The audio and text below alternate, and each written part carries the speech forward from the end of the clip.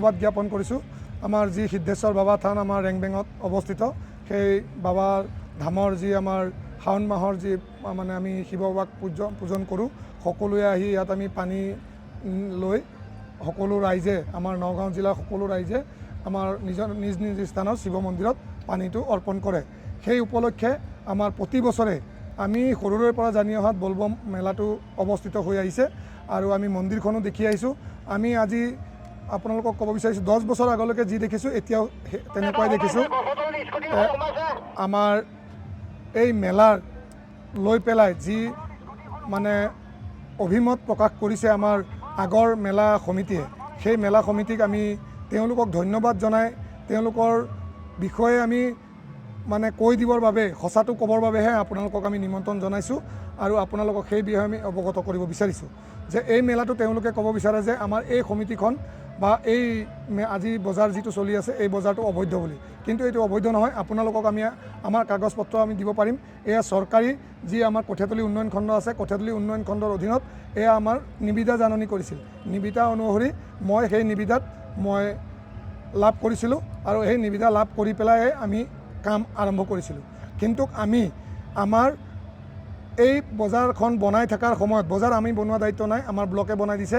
বজাৰখন বনাই থাকোঁতেও সেই মেলা সমিতি, আগৰ পুৰণা মেলা সমিতিয়ে, তাৰ লগতে জগত বৰাও আমাৰ জড়িত আছে, মহেশো আছে, মহেশ গোৱালা, তেওঁলোকে আহি পেলাই আমাৰ যিসকলে দোকান বনাই আছিলে বনাবলৈ দিয়া নাছিলে। কিন্তু তাত স্বত্তেও তেওঁলোকে তাৰপিছত আমাৰ সকলো বিষয়া, প্ৰশাসনীয় বিষয়া আহি তাৰপিছত তেওঁলোকক ভুল বুজাবুজিটো হোৱাৰ পিছত বোলে নহয় পাৰিব, তেতিয়াহে আমাক এইখিনি এৰি দিছে। দিয়াৰ পিছতো আমি মেলাটো চলাই আছিলোঁ, কিন্তু আমি পৰিলক্ষিত হয় যে তেওঁলোকে ডিজিটেল মিডিয়াত তেওঁলোকে জনাইছে যে আমাৰ ইয়াত বোলে মেলাখন উদ্যাম নৃত্য, জুৱা এয়া চলি আছে বুলি। কিন্তু আমি আপোনালোকক জনাব বিচাৰোঁ যে ইয়াত উদ্যাম নৃত্য ইয়াত মেলাখন আছে, কিন্তু উদ্যাম নৃত্য আৰু জুৱাটো চলা নাই। কেনেকৈ চলা নাই মই ক'ব বিচাৰিছোঁ, মেলাখন কিন্তু আমি অনা নাছিলোঁ, তেওঁলোকে মেলাখন আনিছিল। 15,000 টকা তেওঁলোকে আমাৰ মেলা কমিটিৰ যিজন স্বত্বাধিকাৰী আছে তেওঁ লৈছে, কিন্তু এই মেলাখনত 30-35 জন কৰ্মী আছে। তেওঁলোকৰ মানৱতাৰ খাতিৰতহে আমি তেওঁলোকক আমি জেগাটো দিছোঁ, কিন্তু তেওঁলোকক কিন্তু আমি কৈ দিছিলোঁ যে ইয়াত যোৱা কিন্তু নহ'ব আৰু উদ্যাম নৃত্যটো নাই। আৰু তেওঁলোকে যে 15,000 টকা লৈছে সেয়া প্ৰমাণ কাগজ তেওঁৰ হাতত আছে, আপোনালোকক আমি সেইটো অৰ্পণ কৰিম। মই তাৰ মাজতে ক'ব বিচাৰোঁ, মেলাৰ প্ৰসংগ লৈ পেলাই মেলাখন হৈছিলে আমাৰ DIC মাটিত, যিটো অপজিট ছাইডে। তেওঁলোকে পাৰ্মিশ্যন, মেলাৰ স্বত্বাধিকাৰী তেওঁলোকে পাৰ্মিশ্যনখন দিছিলে। তাৰপিছত দিয়াৰ পিছত তেওঁলোকে যিখন DIC মাটিত তেওঁলোকে NOC-খন নিদিলে, কিন্তু তেওঁলোকে নিজে NOC এখন দিছিলে আমাৰ মেলাৰ মালিকক, আবু ছাইদক। এইখন তাৰ প্ৰমাণ, আপোনালোকক মই কপি দি আছোঁ। আপোনালোকক কপিটো আমি দিম, কপিটো মই দি আছোঁ আৰু ভইচ ৰেকৰ্ডিঙো আছে মোৰ তাত, ভইচ ৰেকৰ্ডিংখিনিও দিম। তেওঁলোকে ৰিকুৱেষ্ট কৰাতহে আমি মেলাখন যেন মেলা পাৰ্টিটোৰ কোনো ধৰণৰ লছ নহওক কৈ পেলাই আমি ইয়াত আনিলোঁ। তাৰপিছত গম পালোঁ তেওঁলোকে 15,000 টকা লৈছে। 15,000 টকা লোৱাটো আমি ক'লোঁ যে আমিতো নাজানো এই পইচাটো। তাৰ কৈলাশ চাহে মোক ৰিকুৱেষ্ট কৰিছে, কৈলাশ চাহো আহি পেলাই আৰু মহেশ গুৰ আহি পেলাই যে কয় আপুনি মেলাখন গোৱালা যেনে তেনে আপুনি ৰাখি লওক আৰু পইচাটো বাৰু আপুনি মেনেজ কৰিব। মই কৈছোঁ পইচাটো বাৰু মই কিবা এটা কৰি দিম, কিন্তু আপোনালোকৰ খাতিৰতহে তেওঁৰ লছ নহওক বুলিহে কিবাটো কৰিলোঁ। তেওঁলোকে ক'লে হ'ব, চিকাৰবোৰো আহিলে, তেওঁলোকে ক'লে মেলাখন আপোনালোকে নিজে কৰি লওক। তাৰ গোটেই তথ্য প্ৰমাণ মোৰ ফোন ৰেকৰ্ডিঙত আছে আৰু আমাৰ এই মেলাৰ স্বত্বাধিকাৰী আছে, গোটেই প্ৰমাণখিনি আছে। তেওঁলোকে এইটো একদম ভুৱা এটা মনে সজা এটা মানে আপোনালোকৰ মিডিয়াৰ আগত তেওঁলোকে কৈ আছে যে মেলাখনত উদ্যাম নৃত্য হৈছে। বলবমত আজিও অলপ পিছতে নাচিব, মানে বলবম কাউৰীয়াবিলাকে নাচতে কি উদ্যাম নৃত্য হয় নেকি? কেতিয়াও হ'ব নোৱাৰে মোৰ মতে নহয়, সকলোৰ মতে হ'ব নোৱাৰে।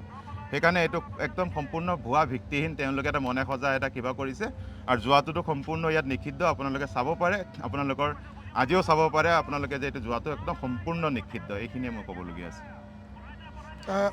ইয়াৰ পিছতে মই ক'ব বিচাৰিছোঁ, তেওঁলোকে ক'ব বিচাৰে যে আমাক পেপাৰে পত্ৰই বা আপোনালোকৰ ডিজিটেল মিডিয়াত দিয়াৰ পিছত আমি কিন্তু তেওঁলোকক আমি সন্মান জনাইছিলোঁ যে থানখনৰ প্ৰতি আমাৰো দায়বদ্ধতা আছে আৰু আমি সেই মন্দিৰখন আমি আগুৱাই নিবলৈ আমিও চেষ্টা কৰিছোঁ। বিধায়ক মহোদয়ৰ লগতো আলোচনা কৰিছোঁ যে আমি মন্দিৰখন আগুৱাই নিব লাগিব, কিন্তু সেই মন্দিৰখন আগুৱাই নিয়াৰ ক্ষেত্ৰত মোৰ ঘৰ ইয়াত নহয়, কন্দলিত, কিন্তু আমি ইয়াৰ যোগেদি আমাৰ বৃহত্তৰ কঠীয়াতলী অঞ্চলৰ এই মন্দিৰটোৱে আমাৰ ইয়াৰ নগাঁও জিলাত অৱস্থিত আছে।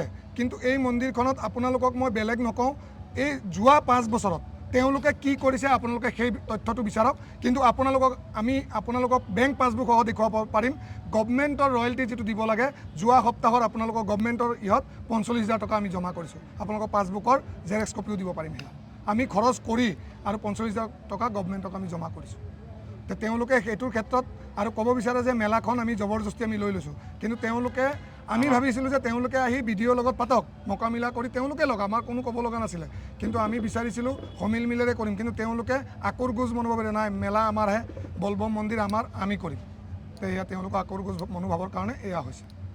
আৰু এইখিনি সম্পূৰ্ণ মাটিখিনি এইখিনি ব্লকৰ মাটি, আৰু ব্লকৰ মাটিত ব্লকে চৰকাৰী ৰেভিনিউ লৈ পেলাই মেলাখন পাতিব দিছে। এইটো টেণ্ডাৰ হৈছে, লিগেল টেণ্ডাৰ হৈছে, আৰু মানিক মজুমদাৰে পাইছে এই টেণ্ডাৰটো। আৰু তাৰ তথ্য আছে, আমাৰ বেংক পাছবুক আছে, বেংক পাছবুক আপোনালোকৰ সকলো তথ্য আমি দিম, তথ্যভিত্তিক দিম আপোনালোক। কথাটো হ'ল যে আমি দুদিনৰ আগত যি বাতৰি আমি বিভিন্ন চেনেল আমাৰ 2 সপ্তাহ পাৰ হোৱাৰ পিছত আমি দ্বিতীয় সপ্তাহৰ পিছত আমি দেখা পালোঁ যে বিভিন্ন চেনেলৰ মাধ্যমেদি যে বলবমত আপোনাৰ জোৱাৰ আড্ডা আৰু আপোনাৰ উদ্যাম নৃত্য, ইয়াত আমাক দুখ লাগিছে। সেইকাৰণে আমি বলবম সমিতিয়ে আজি দুদিনৰ আগত এটা প্ৰেছ মিটে দি আমি জনাইছিলোঁ যে আমাৰ কোনো ইয়াত যি মূল সমিতি আছে, বলবম সমিতি আছে, ইয়াত জড়িত নহয়। আৰু এটা কথা শুনিবলৈ পাইছোঁ যে আমাৰ যি শিশু মনোৰঞ্জন মেলা, এই শিশু মনোৰঞ্জন মেলা আমি পাতিবলৈ আমিও মনস্থ কৰিছিলোঁ। আৰু এই শিশু মনোৰঞ্জন মেলাত স্পষ্টকৈ আমি সকলোৱে জানো তাত কোনো ধৰণৰ উদ্যাম নৃত্য বা আপোনাৰ কোনো জোৱাৰ আড্ডা নচলে। কিন্তু আমি যেতিয়া বাতৰি মতে আমি বাতৰি আপোনাৰ বিভিন্ন চেনেলত আমি দেখা পালোঁ এনেকুৱা হৈ আছে, আমি যোৱাও নাই ইফালে। তো সেই বস্তুটোৰ ওপৰত আমি ভিত্তি কৰি দেখিলোঁ যে আমাৰ ইয়াত কোনো সমিতিৰ হাত নাই। দ্বিতীয় কথাটো হ'ল যে আমাৰ মন্দিৰৰ উন্নয়নৰ যিটো হেৰি, আমি আজি আমাৰ যিখন সমিতি আছে, আজি 2 বছৰ ধৰি কাৰ্যভাৰ আমি নিৰ্বাহ কৰি আছোঁ। আৰু আমাৰ বলবম ভাগ 4ৰ পৰা 5 সপ্তাহে হয়। এই 4-5 সপ্তাহত আপোনালোকে দেখা পাব পোহৰৰ এটা খৰচ আছে, আপোনাৰ খাদ্যৰ এটা খৰচ আছে, পানীৰ খৰচ আছে, বিভিন্ন ধৰণৰ তেনেকুৱা বলবম এটাত প্ৰায় আপোনাৰ 2 পৰা 2.5 লাখ টকা এটা আপোনাৰ বাজেট আমাৰ গুচি যায় হাতৰ পৰা। এই টকাটো ক'ৰ পৰা আহে? এই যে আমাৰ দোকান পোহৰ যিকেইটা হয় তাৰ পৰা যিটো আমি অৰিহণা পাওঁ, এই অৰিহণাৰ পৰাই আমি চলি আছিলোঁ।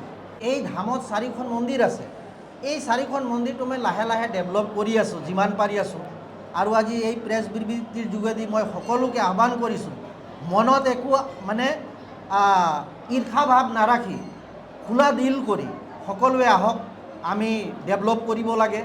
আৰু পুনৰাই মই কৈছোঁ যে আমাৰ যি জুৱা, বলবমৰ নামত জুৱা বা উদ্যাম নৃত্যৰ যিটো আমি কথা কৈছিলোঁ, এইটো আমাৰ বিভিন্ন চেনেল দি আমি শুনা পাইছিলোঁ, সেইমতেহে আমি কৈছিলোঁ। গতিকে এইটো কোৱাৰ কাৰণে ভুল বুজিব নালাগে। আৰু মই আহ্বান জনাইছোঁ, যদি তেনেকুৱা হৈ আছে বন্ধ কৰিব লাগে। আমি আৰু হিন্দু সনাতনী ধৰ্ম যি আমাৰ বলবমৰ যিটো নিয়ম নীতি আছে, এই নিয়ম নীতি মাজেৰে আমি সকলোৱে পালন কৰি আমাৰ ধুনীয়াকৈ মেলাভাগ, ৰেংবেঙৰ মেলাভাগ সকলোৱে পাৰ কৰিব লাগে বুলি মই আজি এই প্ৰেছ বিবৃতি যোগেৰে সকলোকে মই আহ্বান জনাইছোঁ। ধন্যবাদ।